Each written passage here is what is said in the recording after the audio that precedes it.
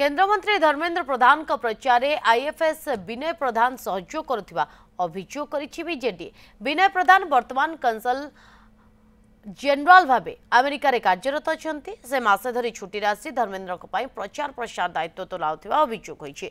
धर्मेंद्र प्रधान केंद्र पेट्रोलियम मंत्री थिबा बेले विनय तांको ओएसडी थिले, तेणु तांको कार्यरत थिबा स्थान को प्रत्यावर्तन करिबा लागि निर्देश देबा सह तांकर मोबाइल ट्रैकिंग करी कार्यानुष्ठान ग्रहण करिबा पई दाबी करा जायछि। एने राज्य मुख्य निर्वाचन अधिकारी को अवगत करिथिबा बीजेडी कहिछि।